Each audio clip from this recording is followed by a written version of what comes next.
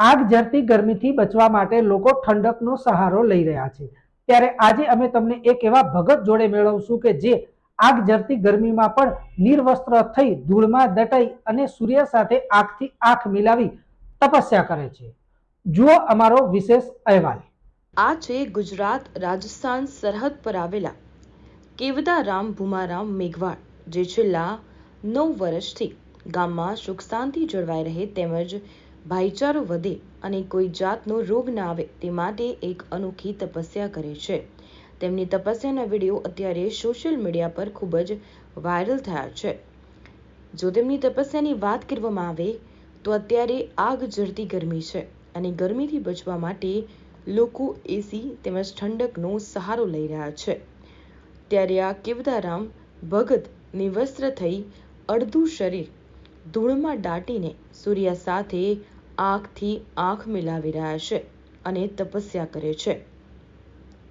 તરફ ઉનાળાની આગ ઝરતી ગરમીથી બચવા માટે લોકો ઠંડકનો સહારો લે છે, પરંતુ એક ભગત એવા મળ્યા છે જે ભર તડકામાં જમીન સાથે રહી નિર્વસ્ત્ર થઈ માટીમાં રહી તપસ્યા કરે છે। ત્યારે આ ભગતને આપણે પૂછીશું કે તપસ્યા શા માટે અને કેટલા સમયથી કરો છો? બાપજી, તમે આ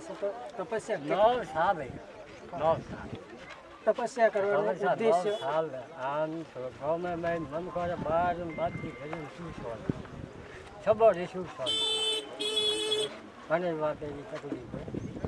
કેટલા સમય સુધી આપ તપસ્યા?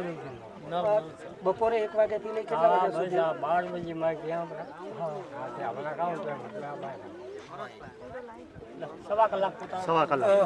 સતત પટ તડકામાં 1.5 કલાક સુધી રેતમાં રહી અનોખી તપસ્યા કરી ગામમાં ભાઈચારો તેમજ સુખ શાંતિ જળવાઈ રહે તેવા ઉદ્દેશ્ય સાથે તપસ્યા કરવામાં આવી રહી છે।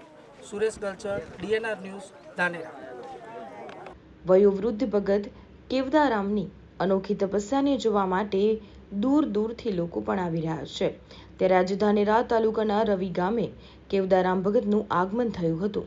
રવિ ગામની નદીમાં આજે કેવદારામ દ્વારા તપસ્યા કરવામાં આવી હતી, જેમના દર્શન કરવા માટે મોટી સંખ્યામાં ગ્રામજનો ઉમટી પડ્યા હતા।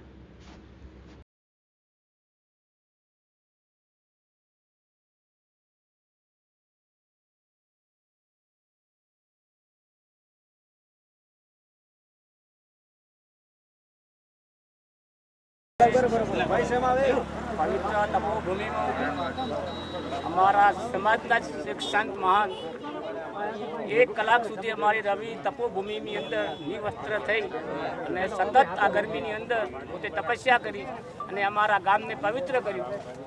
એ બદલ ખૂબ ખૂબ બાપજીનો પણ આભાર માનીએ છીએ કે અમારા ધરતી ઉપર આવ્યા, અમારી ભૂમિને પવિત્ર કરી।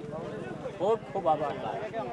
અમારા ગામમાં રતનપુર નિવાસી કેવદારામ મહારાજ અમારી રવિ ગામમાં આજે પધાર્યા અને સતત નિવસ્ત્ર થઈ અને એક પવિત્ર નદીની અંદર કે જે રૂપાળાનંદજી મહારાજની સામે એમણે સતત 1.25 કલાક સુધી તપસ્યા કરી અને એમનો એક જ ઉદ્દેશ્ય છે કે સમાજની અંદર સુખ શાંતિ રહે, દરેક લોકો સંપીને રહે, એકબીજા સાથે ભાઈચારો રહે, એ માટે પોતાનું એક જ ઉદ્દેશ્ય લઈ અને પોતે તપસ્યા કરે છે।